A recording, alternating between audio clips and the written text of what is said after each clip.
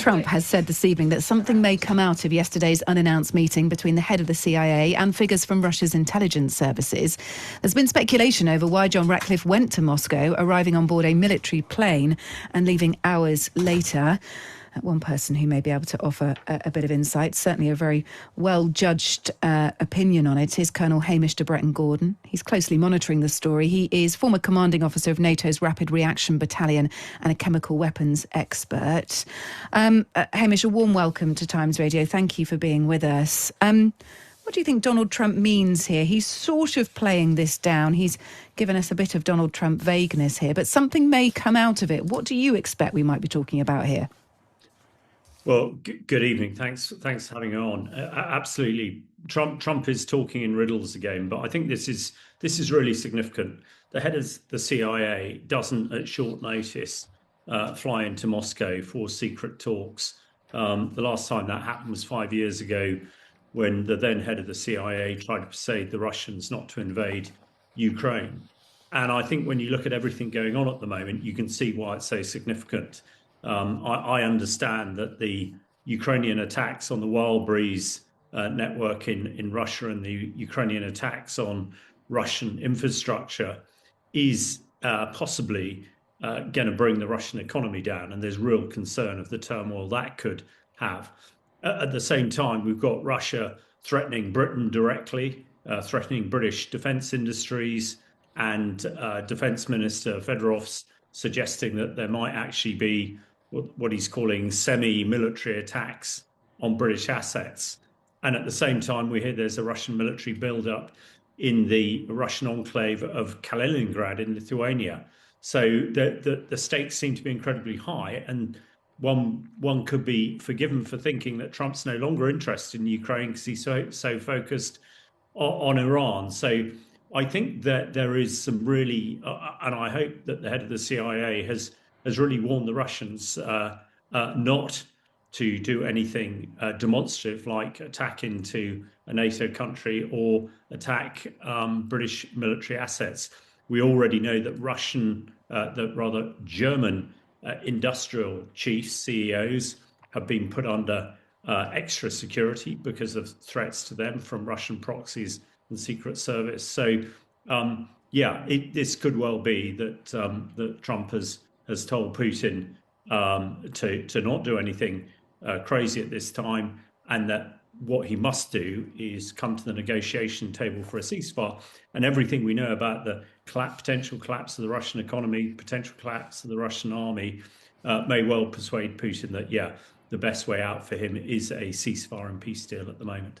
Yeah, I mean, Donald Trump is weighing up a lot. The other thing to add to this, it's just an interesting sidebar really, is that the Kyiv Independent reported that Washington had asked Kyiv to refrain from striking Moscow and St. Petersburg while Ratcliffe was in Russia. Kyiv agreed to pause strikes on the two cities between August 24 and August 26.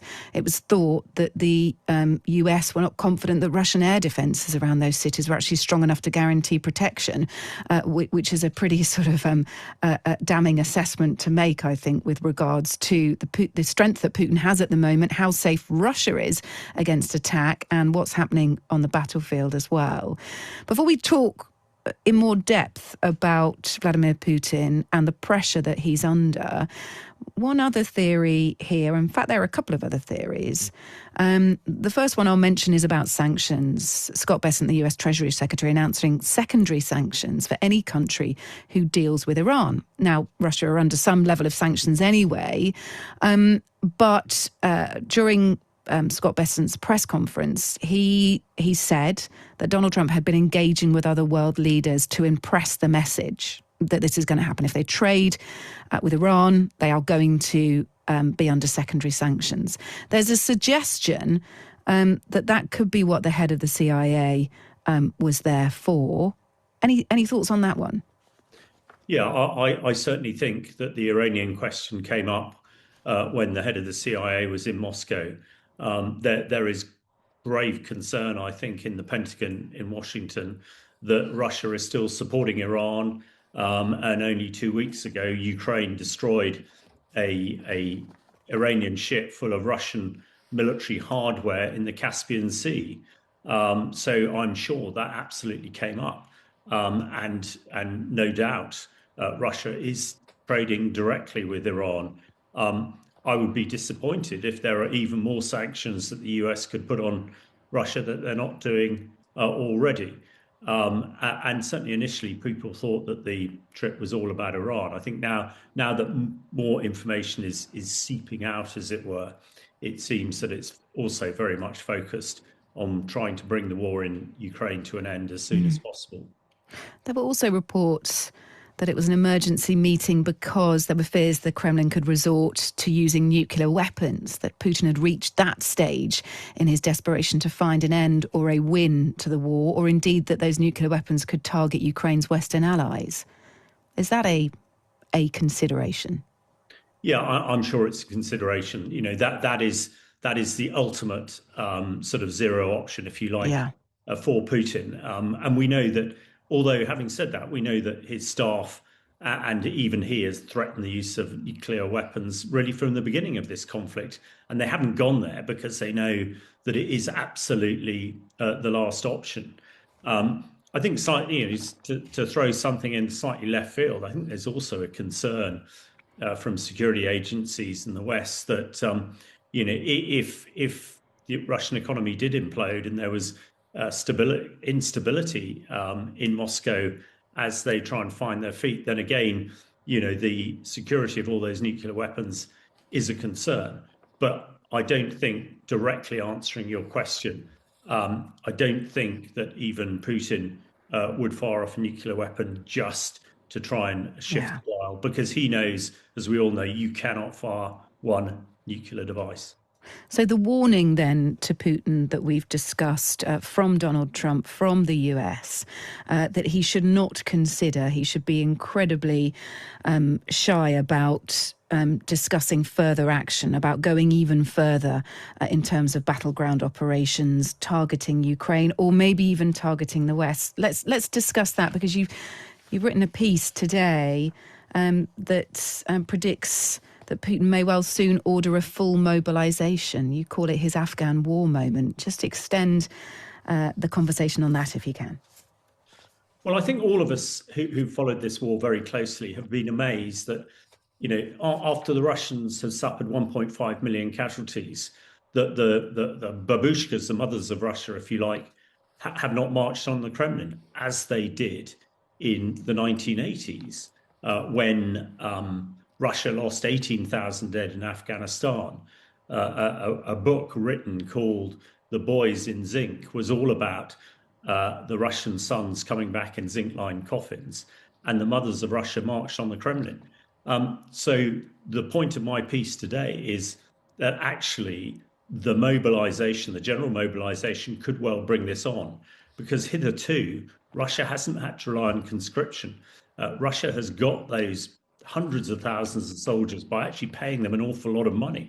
Russian soldier gets paid more than a British soldier. He's also got them from emptying the prisons and from recruiting mercenaries from abroad.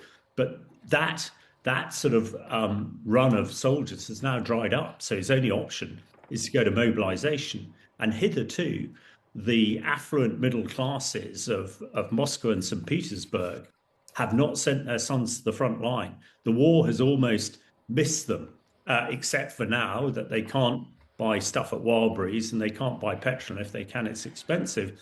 And then if tomorrow their sons are going to go to the front line, the view is that then the babushkas, the mothers of Russia, would absolutely march on the Kremlin and demand an end to the war.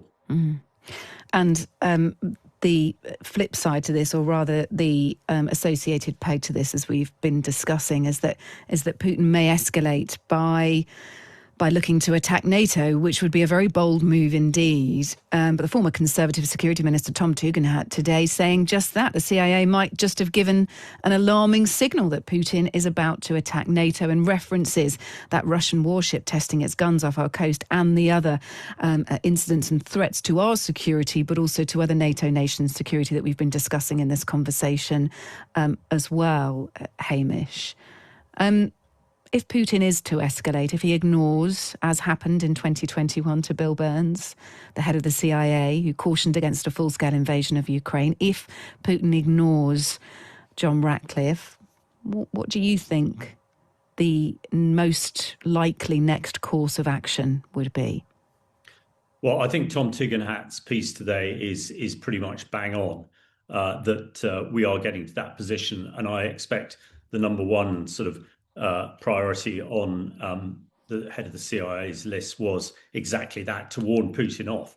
And of course, Putin's in a very different position today than he was back in December 2021 when the then chief of the CIA went to speak to him. We had a sort of disjointed European NATO countries. Even the UK, our military was looking pretty fragmented, and there wasn't much we can do. Now it's very much different.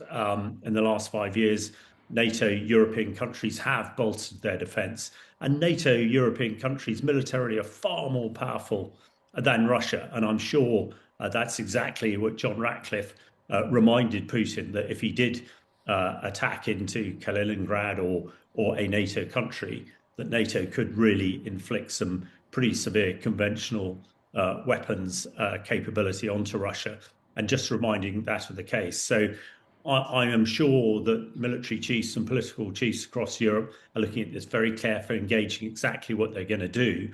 But the message must be to Russia, if you do attack, if you do create this Article 5 where you attack one, you attack all, actually the conventional response from NATO could be absolutely overwhelming. And you point out that not even Russian air defense can protect Moscow and St. Petersburg when a senior member of the American administration flies in, and you have to get Ukraine to stop that. You know, the thought of the power of European NATO countries could be absolutely overwhelming. And I'm sure in the back of his mind, Putin realizes that. Look, it's been fascinating to speak to you as ever, Colonel Hamish de Bretton-Gordon, former commanding officer of NATO's Rapid Reaction Battalion and a chemical weapons expert. Thank you for speaking to us.